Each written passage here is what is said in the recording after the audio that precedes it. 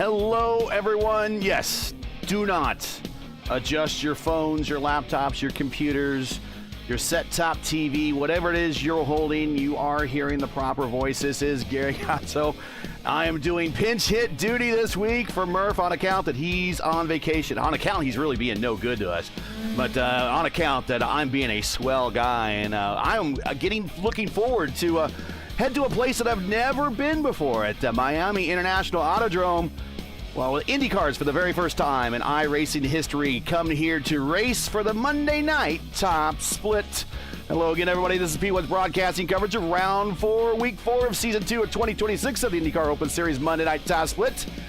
Coming to the site from where Indiana University won the 2026 NCAA Football National Championship, Hard Rock Stadium, and site of the Miami International Autodrome. As always, the guy that's going to save me from just being even more worse in this show that I probably will be is my sidekick for tonight is Jacob Collins. Jacob, good to have you here. Thank you very much. I'm going to be leaning on you, man, because I know more about this place from IU when they won football here than from the handful of Formula One races that have been here.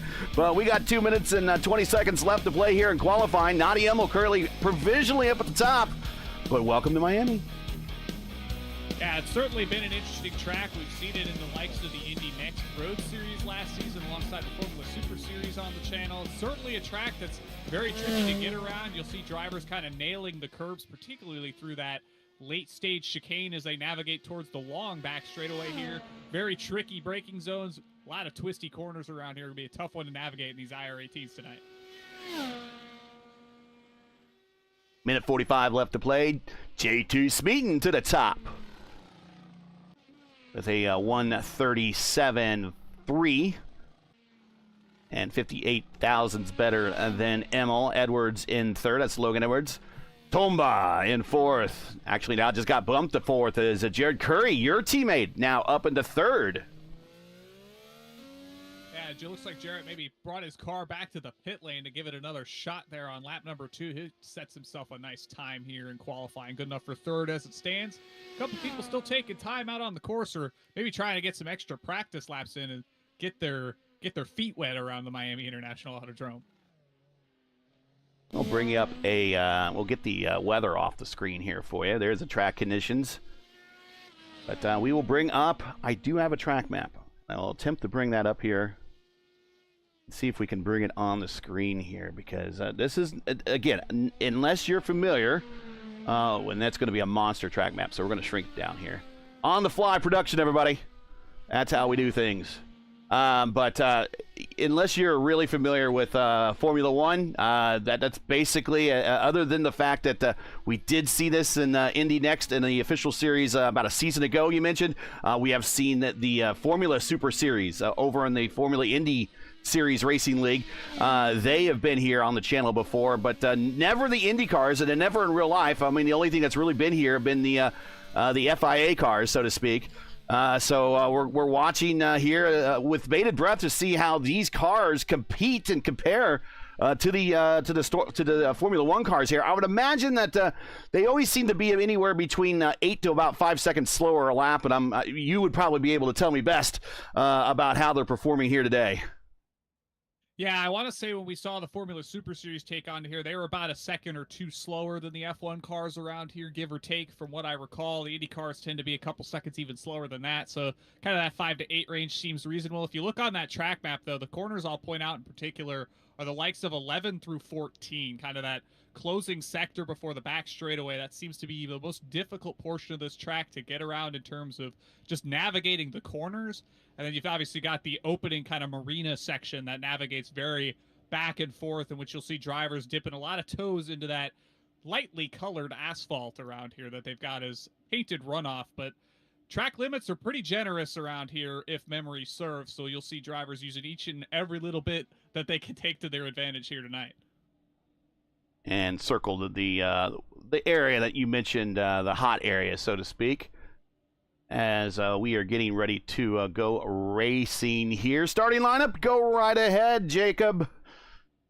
Yeah, it'll be JT Smeaton on the pole for Nexus Esports, I believe. That's a new pickup for them this season. He'll line up alongside Jarrett Corey, who took the win in that aforementioned Indy Next top split race from a season ago. He'll be looking to bring it up to the big car here tonight. Or no, he's third. Naughty Emil's on the outside of the front row. My apologies. Logan Edwards will line up in the fourth spot for Team I5G. Kevin Toba, who took part in that former Super Series event, he's here lined up in fifth alongside Jared Wakefield for newly created Team Garage Hall. You've got Alex Miller in the seventh spot in the number 7. Logan Sass, no stranger here to the channel. He'll line up 8th ahead of Fiercely Forward's Nick Sudik. Kyle Friendland will round out the top 10. Nigel Honinger in that Alpha Tauri livery once again. Thomas Van Kirk will line up in the Dunder Mifflin machine in the 12th spot. Sahaj Padiyar will be 13th alongside Kenneth Smith. Frankie Franchica will be 15th alongside Lilac Zier in 16th. Tyler Langenberg, Edson Toole round out the field. Langenberg, no stranger to doing the last to first here on P1.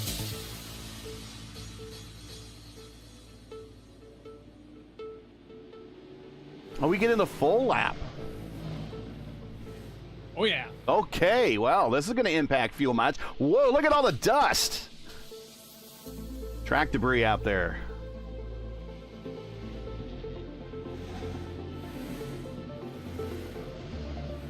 Track's usually fairly dusty around here, all things considered. It isn't too far away from some freeway on-ramps. We'll see that particularly as we get to that section of the track we highlighted earlier with all the tricky corners. You can see the overpass bridges kind of overlapping portions of the track here. It's going to be very interesting to see how these drivers navigate this course. As you know, the IndyCar, while it's still fairly nimble, the aerodynamics on this thing aren't as complex as we see on the likes of a Formula One car or those Formula Super Series machines. So we'll have to see if they're able to really turn these things as nimbly as they may necessarily want to at a track like this. Yeah, they might be rather piggish, kind of like when the we cover the IR05s when they run at in the classic INDYCAR series on road courses. Definitely, those are very much pigs.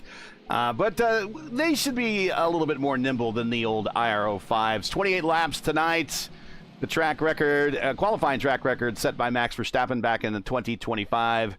IndyCar has never raced here. The closest we've about seen is, Jacob was telling me, Indy Next did some testing here before in the off season. If you enjoy P1's coverage of the iRacing IndyCar Open Series Monday Night Top Split and respect the stream, please do us a solid. Make sure you support us by subscribing. If you're unable to subscribe, the next best thing is give us a thumbs up.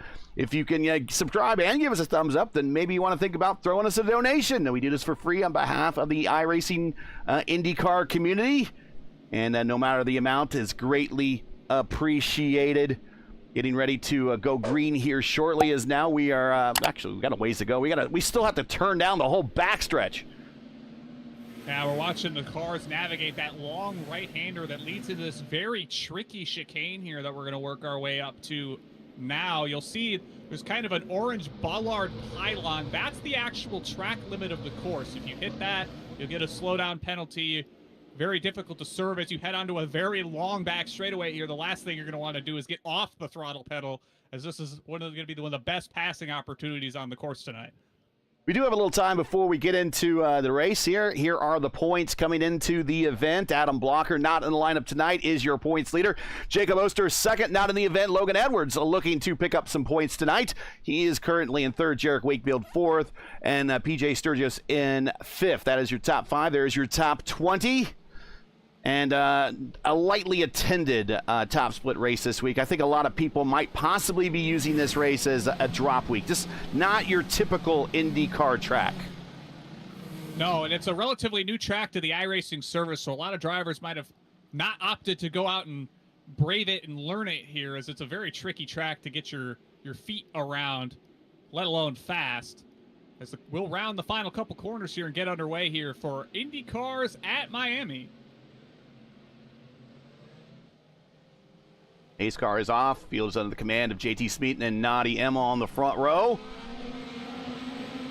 And they're not wasting any time. They're on the loud pedal. He'll go. Green flag is out. Jarrett Corey's already looking to the inside on Emil as a big lunge from Alex Miller. Collision.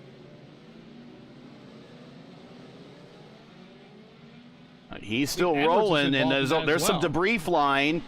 Lilac Zier is back there as well. But it looks like Alexander Miller is missing a left front wing plane. Kyle Frieden made the wise choice to start from pit road.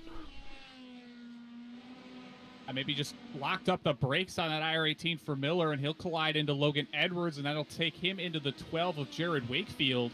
Looks like everybody else at least either got stopped or was able to navigate around that, so heads up driving from the rest of the field to get through that. Yeah, let's take a look here at the start as we're still in the middle of the first lap here.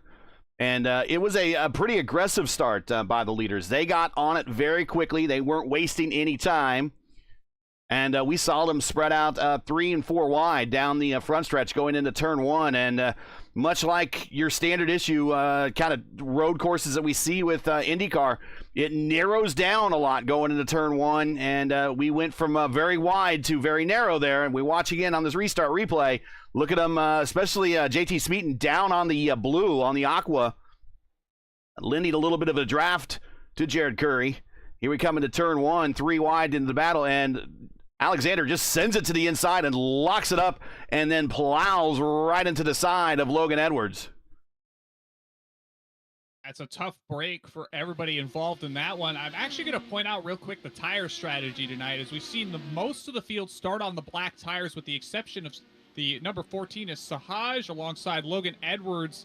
He's also on the reds, but he's coming down the pit lane, I do believe. Yeah, so he's going to get some damage taken care of after that first turn, lap 1 incident. But he'll make a decision here. He can get off those tires right away if he wants, and he does. Yeah, so it'll leave four cars on the red tire now. That'll be Pahahir, Franchica, Zier, and Van Kirk, all on the red tire.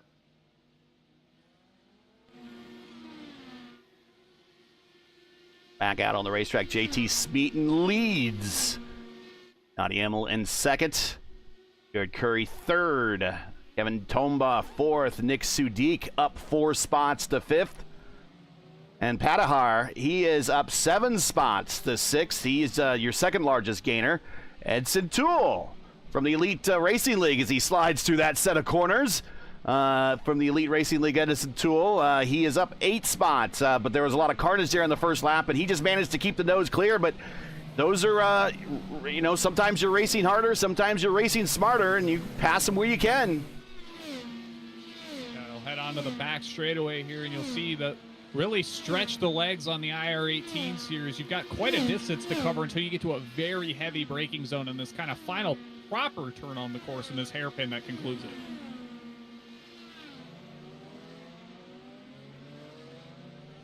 It just kind of reminds me, that long straightaway kind of reminds me of the straightaway they faced earlier this season in the NTT IndyCar Series at Arlington. It's probably pretty close in length, I'd imagine. Maybe a bit shorter, obviously, given the kind of the big sell of Arlington is everything's bigger in Texas, including the straightaway. Right. But certainly a rather lengthy one, and it's almost a perfect straight line. I mean, you can see it's kind of slanted up ever so slightly based on that track map. But Kenneth Smith in the Penske livery around Frankie Franchica. It's been a while since we've seen Frankie on one of our broadcasts.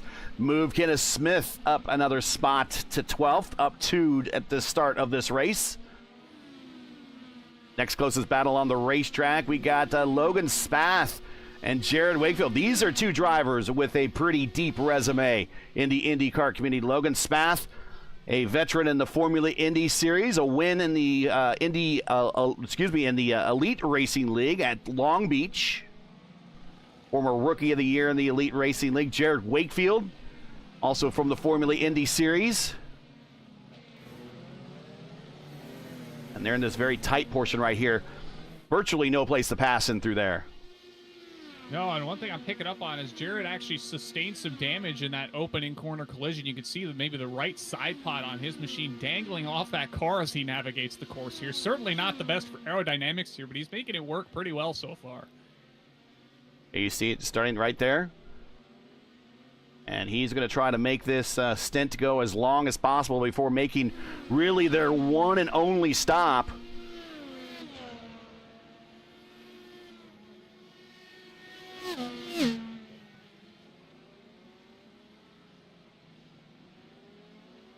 A little bit further up, we have a battle kind of brewing here between a trio of cars. Nick Sudik, Patahar, and Onager kind of all together on the racetrack right now. This is a battle for 5th, 6th, and 7th. Onager using a lot of the generous runoff area here. Yeah, that's kind of what you have to learn rather quickly around here, is there's so much of that area that's completely usable and kind of promoted and allowed here at Miami that you can really just send the car in deep into a lot of those very twisty corners in that opening section of the course and give everybody an opportunity to really try to wheel these cars through some of these tricky corners here. Logan Spath around Jared Wakefield as they work their way into this tight portion before going down the backstretch. See Jared try to fight there for a little bit, but ultimately backs out of it and lets Spath on through as they head through that chicane, work their way onto the backstretch here. And that's kind of just what you have to do around here. It's theoretically possible. You can fit 2 cars side by side into that chicane, but the last thing you're going to want is somebody to bounce off that curb on the inside and go for a ride and take you both around with it. Nadi Immel has got to the rear attenuator of JT Smeaton. Catching is one thing, passing is entirely different.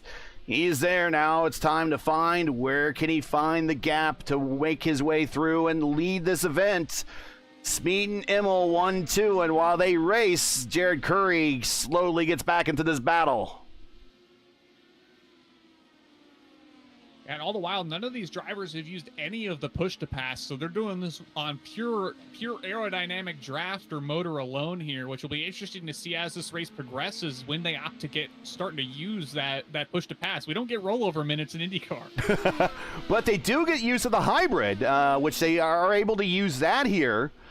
So maybe they're using that in lieu of the big push-to-pass button and save that for later in the race when fuel might not be of an issue, maybe. Here's your push-to-pass situation. I got it up on the screen.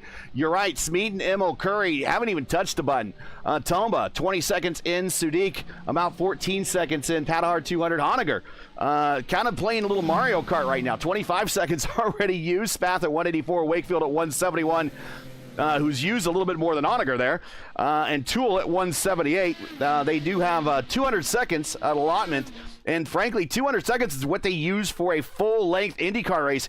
Here in these, third of a length race, open series races, I mean, they could use this button basically every single lap and still probably have some to spare at the end of this race.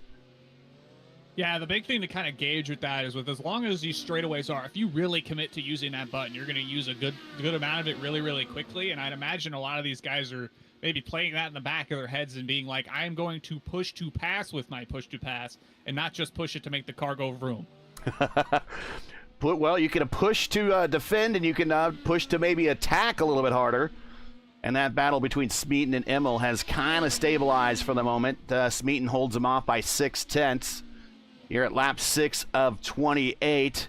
Jared Curry falling back a little bit by about 2 seconds from that group. And just ahead of him, just ahead of Kevin Tomba there.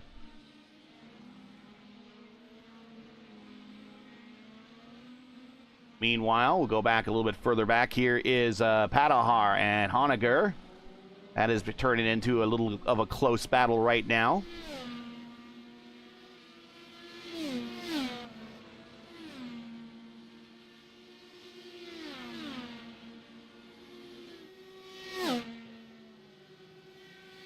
And down the stretch, he's going to take a peek to the inside. Nope, he just presents the nose, lets him know he's there.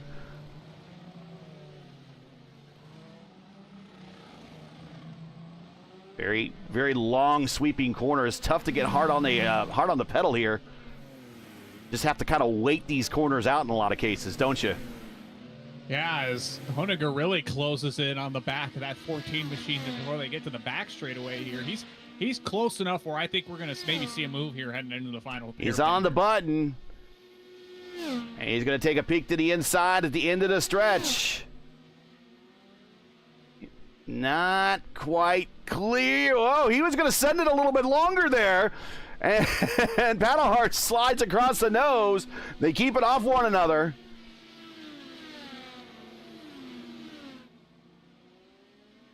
Yeah, I think if he commits to that initial move, he might have been alongside enough to go for it into that hairpin here. He'll have to set it up once again and navigate through very hard sweeping set of corners here to stay close enough to maybe make a move down the other straight here. Well, he might be playing the long game as well. You know, it's different the full send at lap 7 than versus maybe lap 27.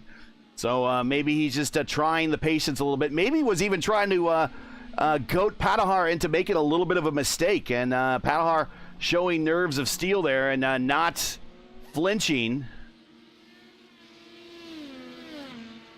We watch him try to set this battle back up. Go ahead.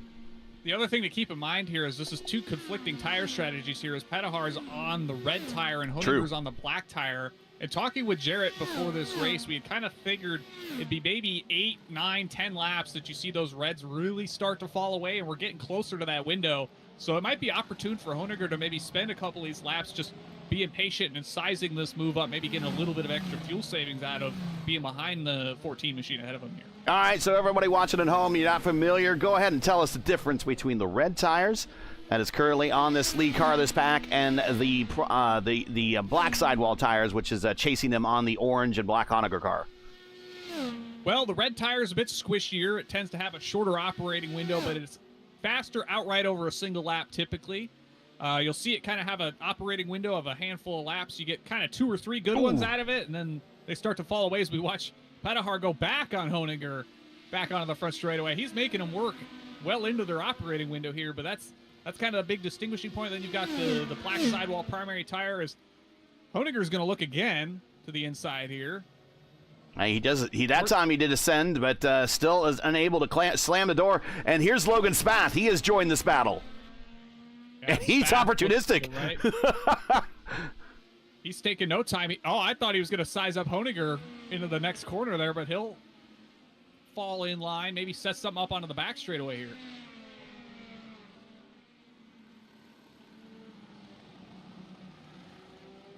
Logan Spath, one of 38 different drivers to win over the 10-year history of the Elite Racing League. But you know that he has a pretty good pedigree. Finished on the podium in the Formula Indy Series a couple seasons ago. It's probably the predominant. And as he goes to the outside and closes and passes and closes the door on Honinger. But the Formula Indy Series is probably the predominant fixed road-based series for the IR18 on iRacing. And he shows his prowess, and he drives for one of their lead teams. Oh, and Honinger goes around as he pops the curves. He needs to hold his line because here comes a whole bunch of other racers that are still coming through. Can he spin the car around? Here comes the Penske livery of Smith. Here comes more. He's going to Austin Powers it at this point. And this is painful. And that is just very simply from popping the curb and all of that track position, everything that he was doing up front here in a battle for outside the top 5 and bordering the top 5 is now for naught. It is gone. So he's going to have to try to recover that back a little bit through strategy, or maybe hope for some attrition, as now Logan Spath up 2 spots to 6th. And he will try to run down his next target, which is Nick Sudik. Right ahead of him there. Nick Sudik in the fiercely forward aqua trimmed livery. That's an error I think we've seen every race we've seen here at the International Autodrome here in Miami. Is that curb is very tall, and it's kind of just a perfect U shape around it. So you hit it at just the wrong angle, grab a little too much power at just the wrong time, and your car's going to go around for a little spin, and you're not going to have a good time because there's really nowhere to turn that car around. And let's talk about, as we watch him hit those same bumps as Curry has caught Immel, by the way. He has ran him down from almost 2 seconds back. But you hit those curbs. These cars are stiffly sprung. There's no give, very little give in the shocks and the struts on these things. And when you bounce off a corner, that's pretty much all the rebound you're getting back is from the tire. And that's exactly what you saw in that situation. There was no give in the suspension there on that car, and that's kind of what caused him to kind of launch and cause the back end of the car to kind of loosen up and come out from underneath him. But Curry has now caught Naughty Immel, and now we have a battle for second brewing, Jacob.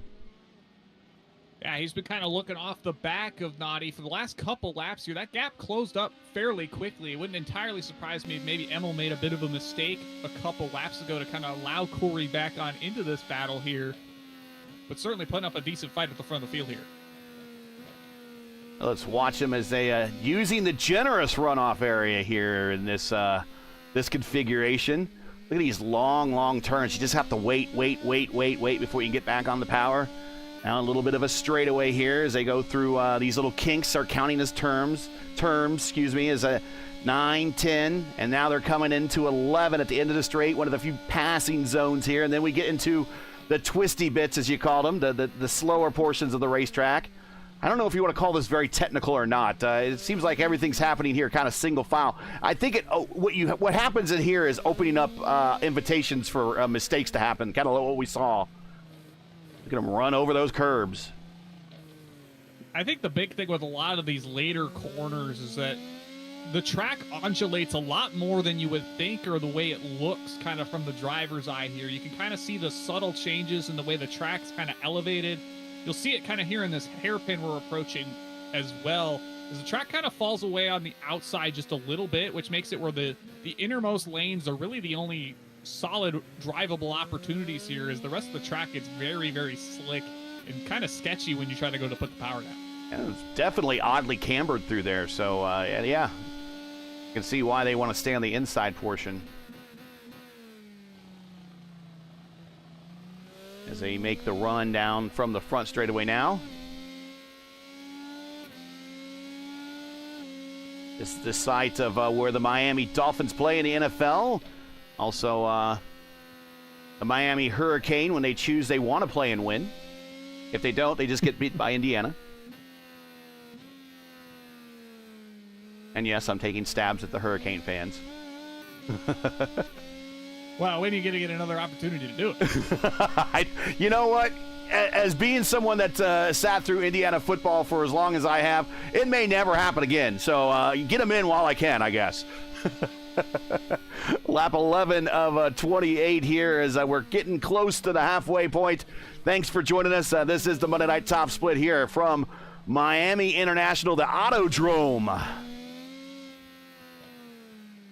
And frankly, this isn't the first time, really, that we've seen IndyCars race around a stadium before. Meadowlands ring a bell back in the 80s. Used to be the kart series would go to the Meadowlands just across the river from New York City there. And they would race cars around the stadium there.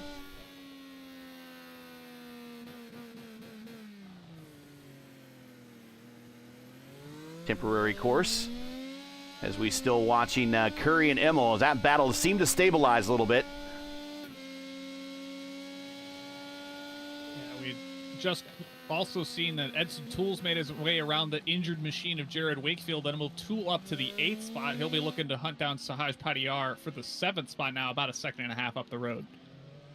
And he's there. And now he'll start working his way around you right said the injured car. And I think Wakefield could probably get that fixed, but he's just trying to make it probably another 2 laps before the window for the finish opens up. I think the big thing is just not wanting to make an extra stop if he doesn't have to. He can at least be given the opportunity to fight for it on merit, on track, rather than trying to claw his way back into something, having to take an extra stop here. Now, we have seen, going back to the Elite Racing League and their race at Long Beach, that you can hold off if you are a substantially fast driver, which Wakefield is. You can hold off a car behind you with a damaged car. It is just because some of these racetracks, these street courses, the concrete canyons, they are very tough to pass. And there's only certain really, passing zones you can get alongside somebody and clear them at.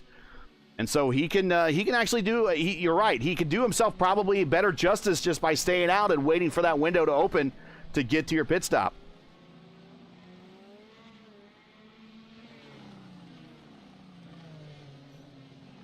Tool has reached Adahar now as he's all over the attenuator.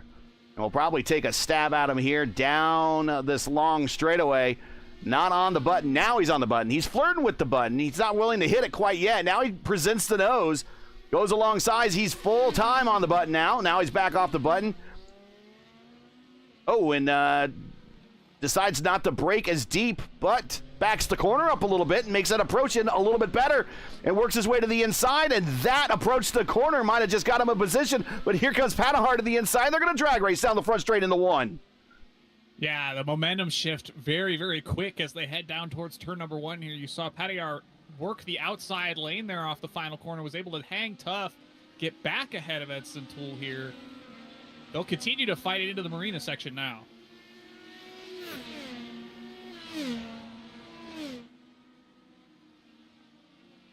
See the different lines these cars taking each through these corners. Some are grabbing more curbs, some are not. Going out wide apex and more narrow apex there for Toole. They're both on the same tire as well. They're both on, actually Patahar, excuse me, is on the red tire. So that's the softer, and we talked about that. We might have reached long past the point of no return and the diminishing returns, actually, of the red tire at this point. He's definitely wanting to get, oh, and he just, he overshot the braking zone, but a good exit gets him to the inside. It brings him back across, and it looks like Wakefield, or excuse me, Toole will be able to slam the door and slice across the nose and get the position. And Toole now up 11 spots, Jacob. Not a bad start there for Edson. Yeah, certainly not bad at all. He started deep in the field tonight, has been able to make some decent work, worked his way through that kind of early attrition we saw into the opening corner, and he's kept it clean, kept it pointed the right direction, perhaps most importantly. He's been able to work his way into the side handedly into the top 10. Started 18th, currently runs 7th. And still plenty of time as we are now halfway through this race as we see, I think it's the Patahar coming to pit road. First of some of our, actually it might be the first car actually to make an official visit the scheduled stop to pit road. That indeed does appear to be the case. And you kind of mentioned the street track thing earlier, and I went and looked at the schedule this season. This actually wound up being a very street track centric season for the IndyCar Open Series. Obviously, we opened up the season at St. Petersburg. We're here this week at Miami. Next week, we head to Long Beach, and then we've got still 2 more street courses left to go after that in the events at Adelaide and Detroit before we round out the season at Gateway. And that is also conveniently, now that IndyCar does not do the Waiuli tire anymore. I've learned just how to say it and spell it properly now, and they do away with it. But the Waiuli tire used to be the red version tire that they would run. It was a green sidewall tire at the street courses, so that is no longer the case. And so it's just back to the old red and black sidewall tires. I believe they've coined those the Enlittens now, with the extra badging on the tire now. Is it the Enlitten or the Enlighten? Boy, I'm sure some marketing guy at Firestone's got something particular picked out for that one. Do I need to be enlightened in order to run on those tires? Those might be a tough sell then. I don't know how many of those would be selling if that needed to be the case. As we watch Wakefield hold off Tyler Longenberg. Now, one rule that has not been written into IndyCar here on iRacing yet is needing to use the softer tire, compound tire. Let me say that better, right? Needing to use the softer compound tire for more than one stint. Right now, currently in IndyCar, you typically have to use the reds twice during a race. That is not the case in iRacing, and certainly not the case right here in Open. The races aren't long enough to do a second stop. We'd probably have to either adjust the fuel capacity to make it that these cars would have to come to pit road, which I don't know if they would want to do that. The drivers would really like that. I don't think they would. One of the reasons they like the Open Series is it is 100% fuel, no horsepower restrictions. But in order to do a 2 compound race, they would either have to make longer races or shorten the window somehow to force them to put on another compound. So that is one thing not written into the rule yet here, into the code for IndyCar and iRacing, is to having to use that soft compound for more than one stint.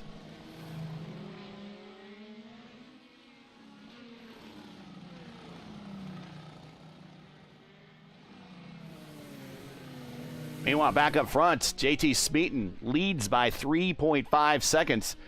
He is on the prime tire, and he's going to want to go as deep as possible into this run, Jacob, because I would imagine he does not want to be on that red tire for a lap longer than he absolutely has to be. No, that was kind of the suspect here. I think the big thing with this track is, as a lot of these very high-speed tracks tend to be in IndyCar, the heavy braking zones, and particularly here, the amount of heavy load you're sticking on the tire here through those twisting corners in the opening section of the track really does a number onto these tires, and I'd imagine that's why you're seeing guys really want to stretch these primaries as long as they can go. Kenneth Smith in the Malukas livery on pit road for his scheduled stop. Garrett Wakefield still out there running, trying to hold on to as much track position as possible, but he is down 3 spots. That opening incident in turn 1, lap 1. We suspect to see him to come to pit road anytime. The window to get to the end, make your stop to get to the end is wide open right now. We are past the halfway point. Leader encountering lap traffic. JT Smeaton up against Lilac Zier. Lilac kind of got tied into that turn 1, lap 1 fracas. Kind of cost her a little pace there on that first lap and has been doing a bunch of catch-up here for the remainder of this race. And is now into the grips of the leader as the leader attempts to put Lilac a lap down in the Taylor Mills entry. Yeah, she had to go wide to avoid the parked vehicles that rapidly kind of congregated in the middle of the course. In turn number 1 there, we'll see Smeaton look to the inside here, heading down towards the marina. Very clear. Lilac will let him on through. And some good etiquette there for our Lilac. She just held her line, made herself predictable, and allowed the leader on through. Tomba on pit road. Nick Sudik on pit road. You see them in the distance there. This is their scheduled stop. More cars coming down the pit road in the background there. Looks like Edson and Jared will join them as well. We'll keep an eye on Jared Wakefield to see him get to his box, and then the crew will go ahead, service the car the fastest way possible, which is putting the fuel and tires on. And before he goes, there you see the right front wing snapping back into place, and they'll do the work to fix the car. And down and away, and only 11-second pit stop with all the damage on that car. Not too bad. You're going to see a bit of a patch job on the side, kind of a bubble there. A big gaping hole still, but not flapping in the breeze any longer. Yeah, they nailed it down with a nail or two and kept it at least fully attached to the machine. As they call the old helicopter tape. Leader coming to pit road. Comes Smeaton hard on the brakes. Have to run through an entire chicane to get to the pit lane here at Miami. 37-mile-per-hour pit road speed limit. Painfully slow for these cars. Painfully slow. Running through everybody's box before he gets to his own, though. Naughty Emmel joining him. He'll be followed by Mr. Emmel. They'll get stopped there. Jarrett's going to stay out another lap here. He'll be the first car not to have come down the pit lane yet. Logan Spath, the other, kind of up in the mix here at the he's on pit road right now. Logan Spath, pit road.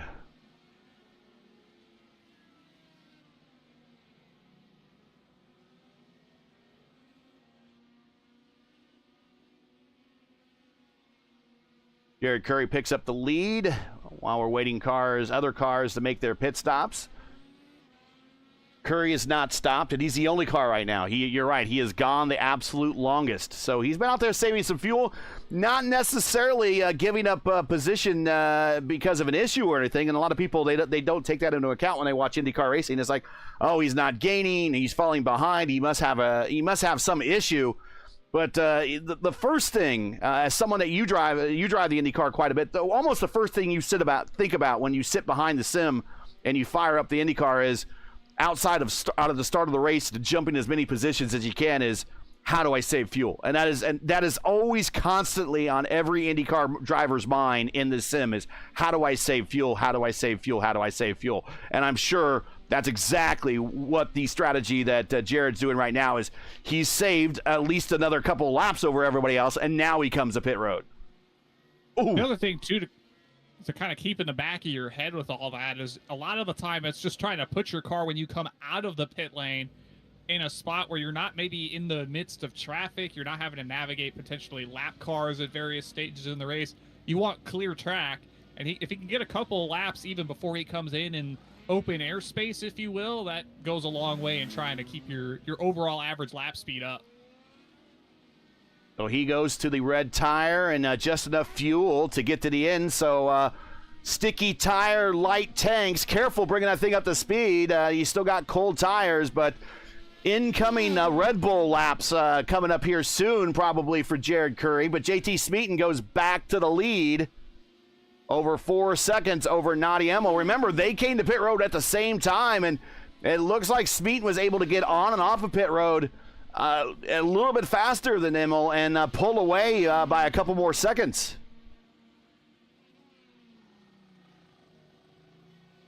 Yeah, we're starting to see those guys get onto the push to pass now as well. I'm looking down the order, and we've got 2 cars with meatball flags now as Jared Wakefield and Sahaj Patier both are carrying. Oh, yes, and Wakefield is missing all of his front wings. So we just found the tail end of the collision. Let's go back a little bit further, and this is down the back straightaway. They're side by side. So this is coming into the hairpin. And Patier, we saw this kind of before. He braked a little bit later when we saw him in a battle with somebody. And did this happen kind of again? Oh, no. We're going to miss a critical angle there. So we're going to go back a little bit further and try for another angle. But I think here's what happened is side by side.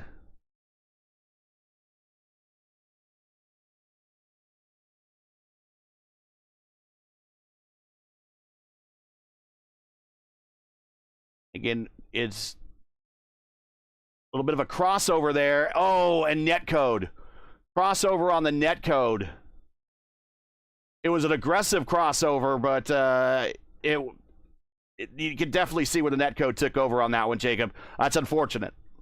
Yeah, and that's just such a tough braking zone to gauge with cars kind of swapping back and forth because it's such a long one to navigate, too. You saw Jared kind of funnel into the outside lane to get slowed up for the corner, and then Patier wanted to kind of cross him back over just because of how long you're spending trying to slow up for that corner and just too little too late. And then the iRacing gods were not playing kindly to that one. And Patahar has a black flag on pit road. Wakefield has a meatball flag. They're going to have to come. He's going to have to come to pit road and get his car looked at. If you're just joining us, this is P1's coverage of the INDYCAR Open Series Monday Night Top Split, coming to you from the Miami International Autodrome. We've now completed 20 of 28 laps. If you're enjoying our coverage of tonight's race, I'd like to monetarily support us. Please find the link to our GoFundMe campaign in the stream description. We do realize the times are tough, so any donation, no matter the amount, is greatly appreciated.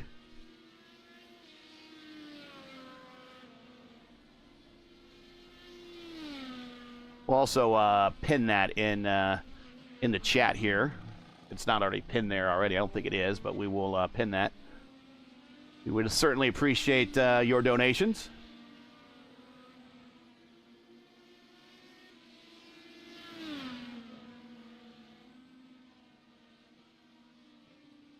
We are watching JT Smeaton, Emmel, and Jared Curry, your top 3 right now on the racetrack. As we're coming to the closing stages of this race. And as these races go, Jacob, I mean, this is pretty standard. That first incident on turn 1, lap 1, could have possibly brought out a caution, but it didn't. And as most of these races go, at least with IndyCar on road courses, caution-free so far. Yeah, we've actually got a battle brewing for the final spot in the top 10 as Nigel Honinger's looking to the outside of Kenneth Smith as they head down towards the final hairpin here. He'll stay to that outside lane, maybe try to get a jump onto the front stretch here. They're going to be fairly close here.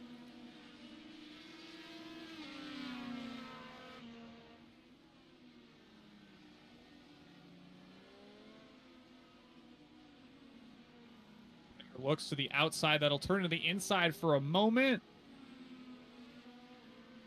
Kenneth closes the door. They'll go back single file as they head towards the marina section, but I think Honegger could probably size up a move here this time around.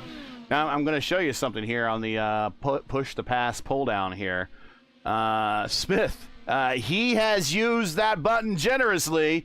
He has 27 seconds left of the 200. Remember, the 200 is for a normal 200-mile IndyCar race on a road course. And he's already used that in tonight's race, which is only 94 miles. Tyler Langberg, making sure he gets it used up. Well, you're right. Smoke him if you got him, because there are no rollover minutes. You're right. Tyler Longberg has retired, unfortunately, and he's out of today's race. It looks like that's a mechanical for him. Connection issues for him.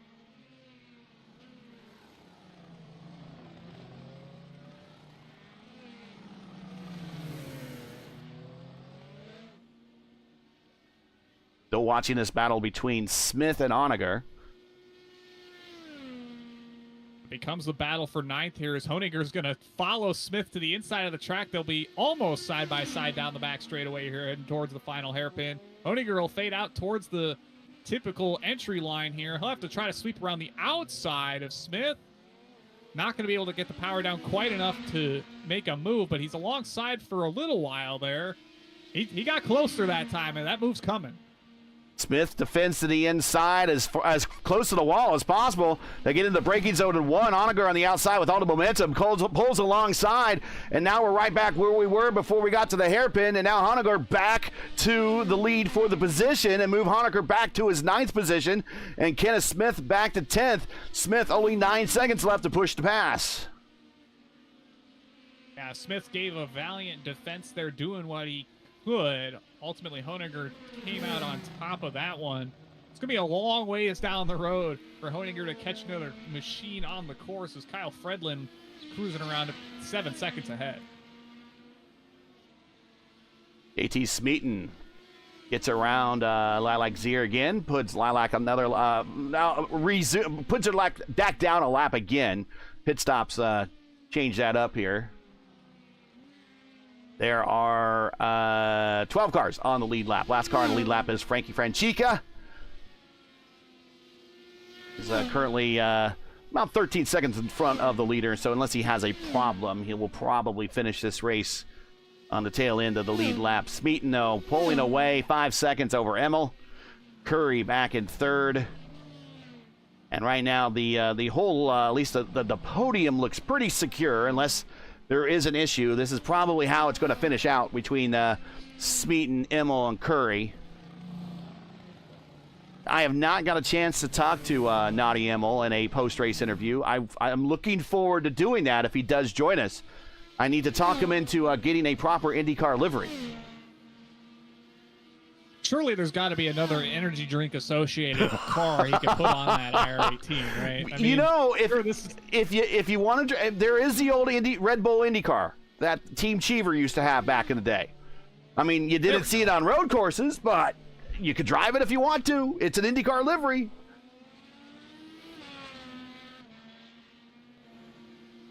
Yeah, we don't need the Red Bull clothing brand car.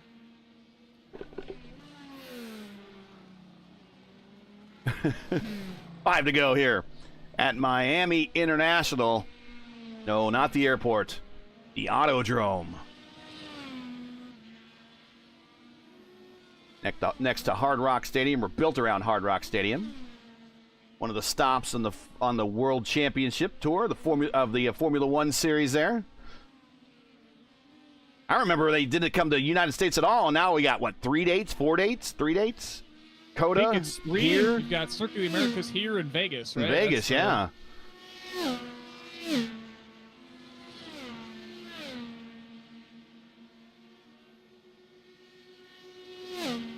Would you like to see him come back to Indianapolis Motor Speedway? I don't think I would. I'm gonna be honest. It's the same. It's the same thing. They talked recently that, you know, Will Buxton pointed out that the F1 drivers would absolutely groan and complain about the curbs at Road America and the like. Anything they need to do to get those tracks up to F1 standards would ruin those racetracks. Naughty Emil David Haas around. got it right. The track limit is the grass. Naughty Emil around Lilac Zier. Smeet now 5-second lead as he's out there cruising for a top split win. The number 1 driver in the top split tonight. If you're not familiar with the number 1 driver, that means he has the highest I rating out of all the drivers in this 18-car split. There were 2 splits. And I think you're right. I think a lot of drivers are taking this week off. This is a new track they have to go out and buy. Go out and buy. This is not a traditional IndyCar track, so you don't really see a lot of leagues run this. A lot of IndyCar leagues run this track. So if you do buy it, you're going to race it once in a blue moon. And today is, well, moon's pretty blue. Although I was watching the moon today, it didn't look moon. Didn't look blue. Looked pretty gray. Those are some great photographs coming for the moon. High definition. You get to see all of the detail and all those craters and everything. We're living in a great time. We've gotten really close to it, right? Yeah, well, we're living in a great time, and the first time in my lifetime that we've been back to. You know, I was thinking about this. It's like the first time in 50 years that we've been back to the moon, right? Well, when they were in the moon in right around 1970, in the last moon mission, 1972.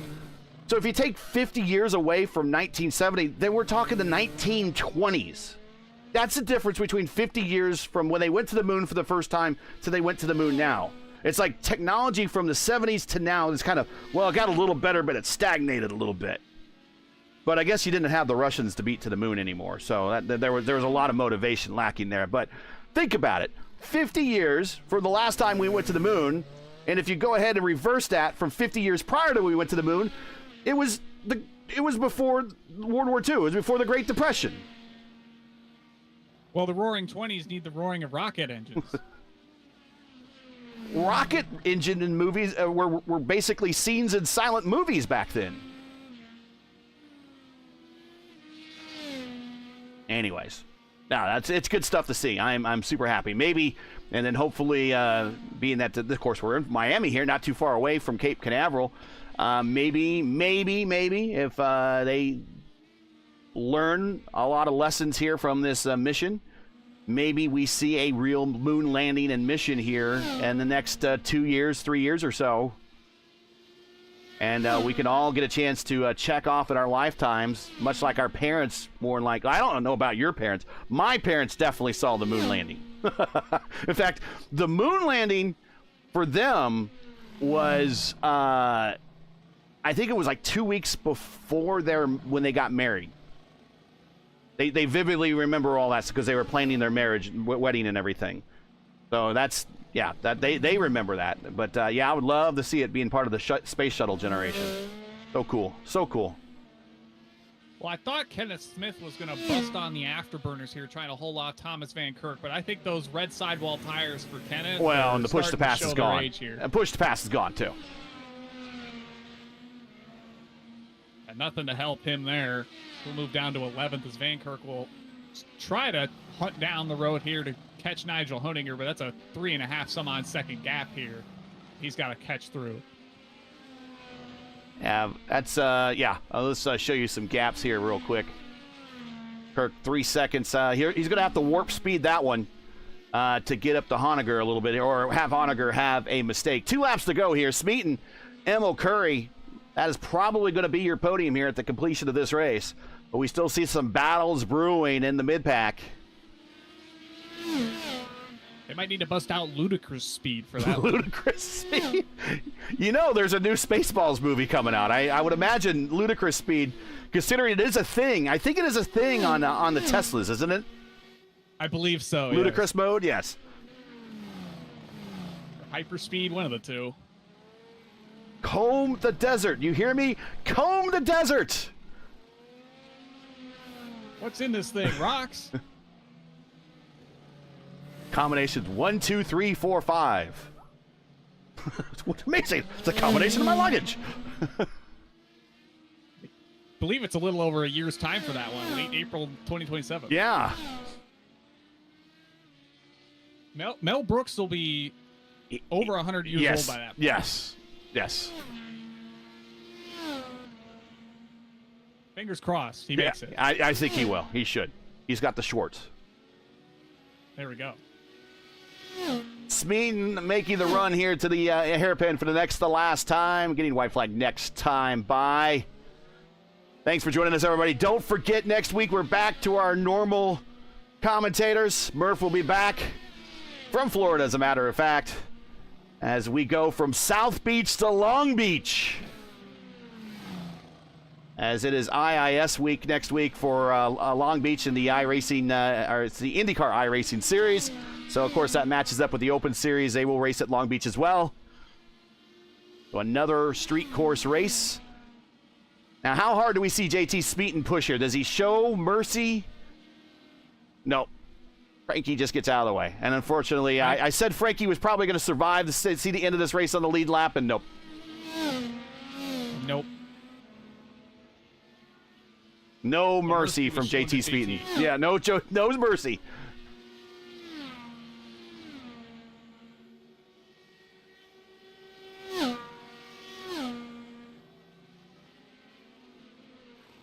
Well, it's not going to be the greatest payday in terms of how the iRacing pay window will pay today for points, but it's still a pretty good payday in terms of overall points in the championship.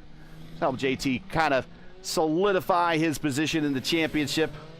We are starting to reach the midway points. But looking at a top split win, and no matter how you look at it, Jacob, a top split win is still a top split win. Well, he's got a good amount of rollover minutes he's not going to get anything out of. He's still got over 100 seconds of push to pass. Yeah, you'll use them up here. Get under 100 here on the main straight. Doesn't have to. He might just do the Smeaton weave here to get the checkered flag through the final set of corners and showing a pretty dominant victory for the number one car, securing the number one place. He also had the purple lap. He didn't quite get the grand slam here.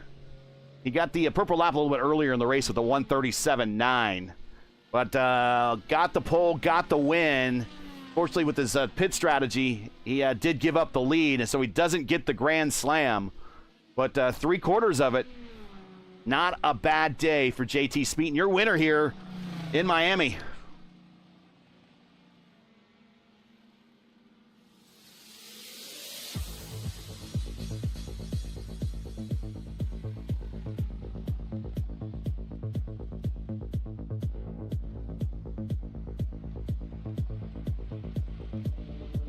And here you go. Won the round from last season at Sebring. Okay. So he does pretty well on these kind of combination type courses. Either that or he's a Florida man on a Florida mission. He's looking to do some donuts. Nope, he just toes out. JT Smeaton with the win. Nadi Immel in second. 6 seconds behind. Jared Curry comes home in third. Tomba fourth. Nick Sudik in fifth. Logan Spath in sixth. Edson Toole in seventh. Kyle Frieden in 8th, Onager 9th, Thomas Van Kirk in 10th. I believe your Luis Gonzalez Nunez driver of the race will be Edson Toole from the Elite Racing League. He finishes 11 spots better from 18th to 7th. Not a bad day for him. And we got Smith, Franchica, Zier, Langenberg, Wakefield with a difficult race. Padahar also with a difficult race. Logan Edwards, he definitely had a difficult race. He had a hard time getting through just turn one, lap one. And Alexander Miller, again, it was kind of the cause of that, unfortunately. But you know what? The great thing about all this is you can reset and try to improve later in the week. Let's give a shout out to Van Kirk. We were kind of little laughing there, though. He was going to have to bust out the hyperspeed. He got to about 3/10 behind Nigel Honiger for that 9th spot.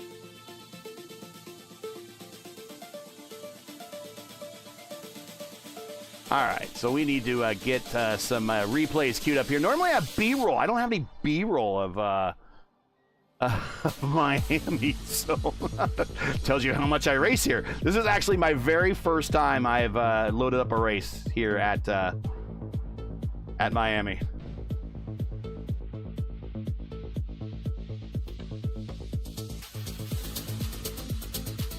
We have stadiums and overpasses.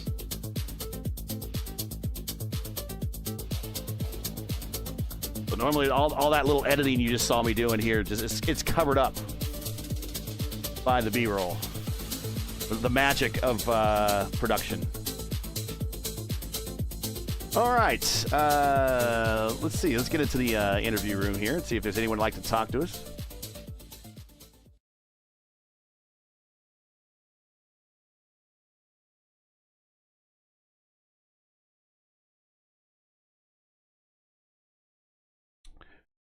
And we need to bring in Jared Curry.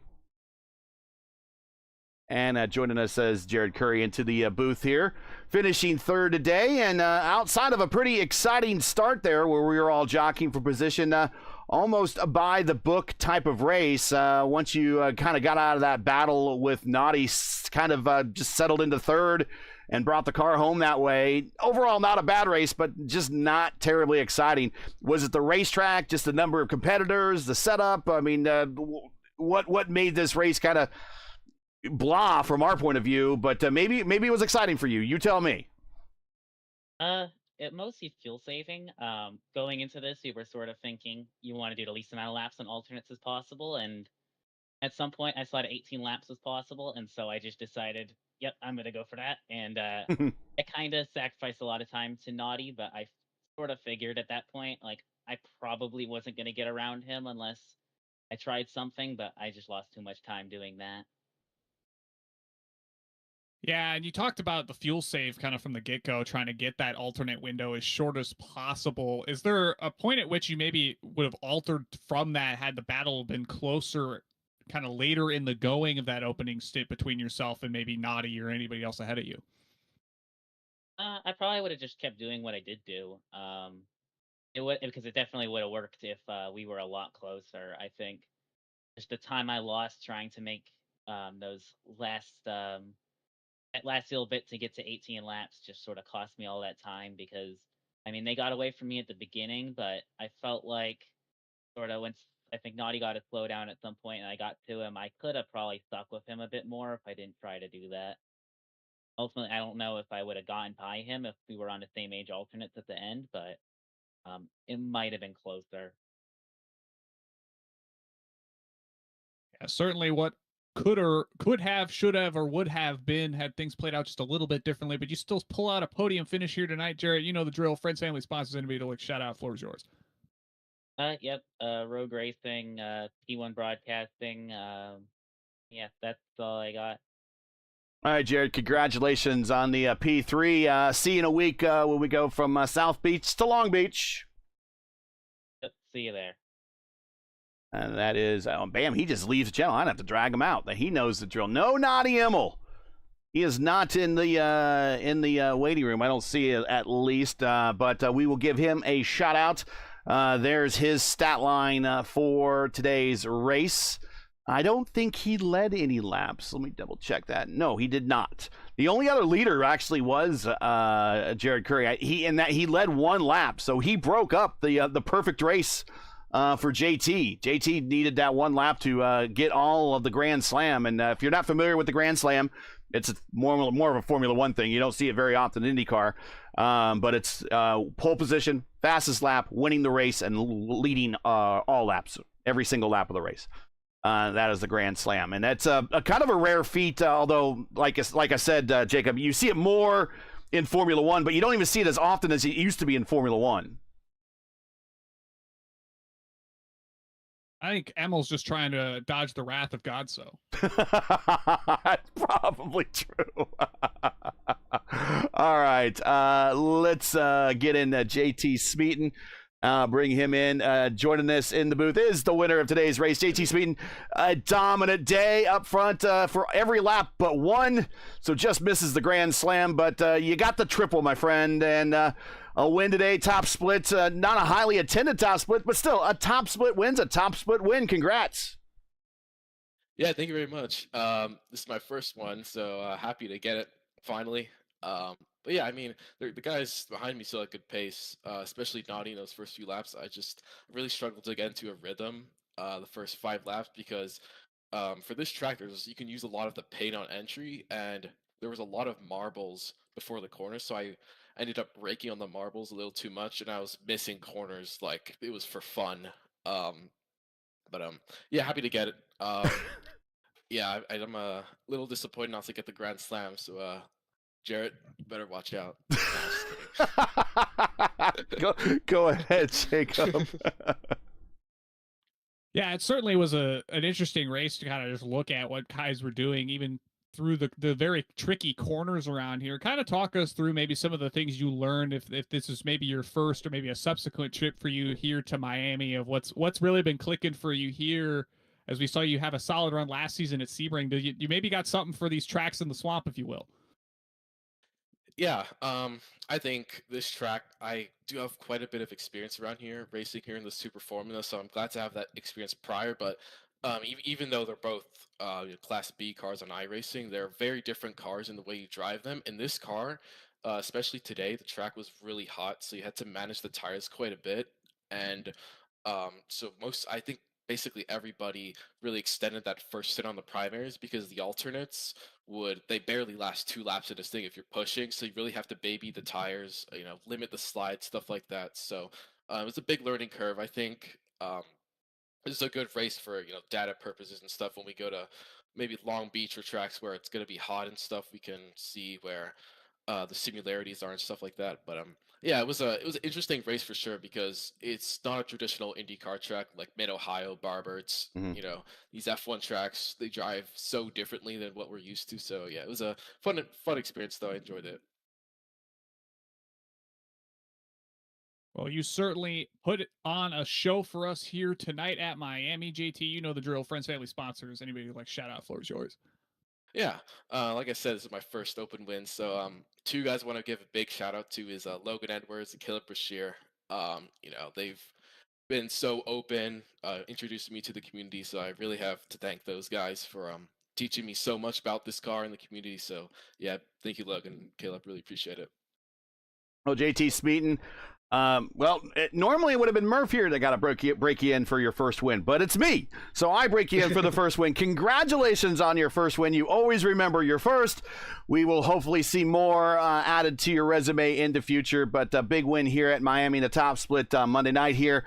Monday night top split, excuse me. And, congratulations, my friend. And I hope we see more of it in the future. But JT Smeaton, big top split win here at Miami. Thanks, guys. Appreciate it. All right, Nick Sudik's hanging in the interview room. All right, so I'm just... dude, what are you doing hanging out in the interview room? Oh, hey. Hey. I was saying congratulations to JT because I figured that was his maiden victory. That was his maiden victory. Yeah, We'll talk awesome. about your race, my man. You got a top 5 out of this. Yeah, rare road top 5 for your boy here. Best of the sub 5K class, I guess. Hey, listen, that formula iRating, it's coming up. Got some great tips from Christian and Kevin and Alan. So it's been going well. I actually everybody was taking a week off. Mitch is probably gonna run later in the week with me. Mitch Welker. But I do a Thursday night split, late nights, midnight, Eastern. Be there. Come try IndyCar. If you're watching, it'll be awesome. This track is actually pretty fun. I'm not gonna lie. The Nick split, huh? Yeah, I can't take any credit because there was the Woodith split with Andrew back in the day. This was the Woodith split? Okay, all right. But it's kind of like some of the i5G people started it, and I know they've been busy, and I've just been kind of keeping it going, and yeah, so it's just a community effort just to get more people in the car, more seat time, more coaching even like during the race and chill vibes. So, but yeah, no, it was awesome. I actually kind of developed this set myself a bit. Nice. From what we had with P1 Docs. Shout outs to the sponsor, by the way, p1docs.com. So, yeah, no, it was a nice little experiment for me, and it was good job all around with the team, and good distraction. My grandma passed away today, 87. So Sorry to hear that. You know, she when I talked to her a few days ago, she pretty much told me, you know, live your life, have fun. I was like, do you want me to keep playing those video games? And she was like, do whatever makes you happy. And I was like, okay, all right, I'll take that. So Yeah. you know, but no, it felt good. It felt good.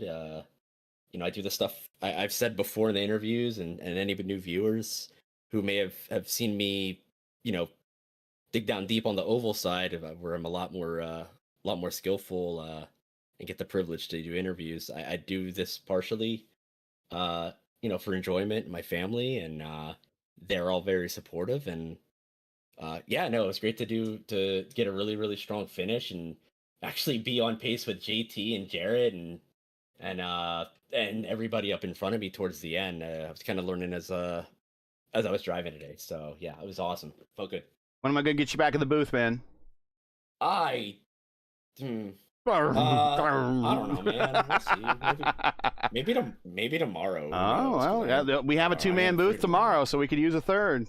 Well, we'll let the fans have a and the viewers have a little cliffhanger there. All right, Big Race Nick, maybe tomorrow night, 8:15 p.m. Maybe Eastern I'll time. drive. Who knows? Who knows, man? All right, Nick, we just wanted to bring you down. Anything else you want to add? Shout out while we got you here. Like, follow, subscribe. You know, this stuff ain't cheap. All the upgrades that Gary and company have done, and the multiple streams do. We have very minimal sponsorship compared to leagues, a lot of other streaming services, etc.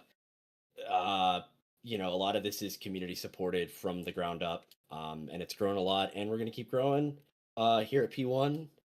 And you know, give the support. Doesn't even need to be monetary. You know, just share your friend, share with your friends, share with your family. They might even find a passion for this if they like motorsports. So, yeah, that's it. I think I covered all the bases. All right. Hi Maria. She's in the other room. That's that's the major base Yeah. right there. You need to cover. There it is. All right, good man, Nick. All right. All right. Good night, Jacob, final thoughts here from the Autodrome. We move on to Long Beach next as the schedules again combined with the IIS, because it's the IIS week coming up. Go from one street course to another. But for the first time with these cars ever at Miami, what'd you think?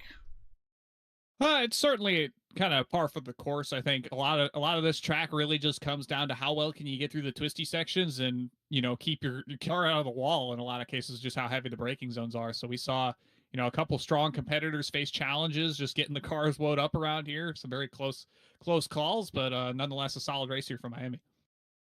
All right, let's give everyone back their Monday night. And actually, before we get out of here, chance for you to go ahead and talk about your race coming up, Indy Next later tonight. What do we got? We've got the Indy Next IL-15s taking on the Algarve International Circuit, better known as Portimao. Recently played host to a number of Formula One events last couple years, and there is a potential for rain, so that may be a curveball there. Very hilly track at Portimao, so I'd imagine if it gets wet, it's going to be a slip and slide out there. All right. And look, if you've never seen a wet race in iRacing, the graphics are fantastic. You should check that out. It will almost look like a real race, and you might almost need to put Rain-X on your monitor. That's kind of how it really kind of looks.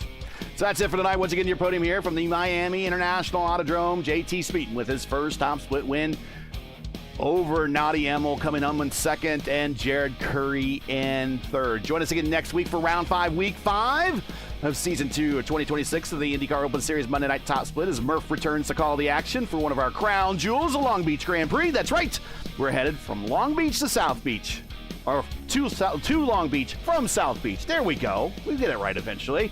Coverage begins around 8 p.m. Eastern Time. Again, it's 8:00 p.m. As always, for the correct time in your area, you can find everything right here at YouTube at youtube.com/P1 Broadcasting. Hey, we love bringing these series to you. They are not easy, require time and money to produce. Because of your generosity and donations, we're able to bring you INDYCAR Open Action nearly sponsor-free.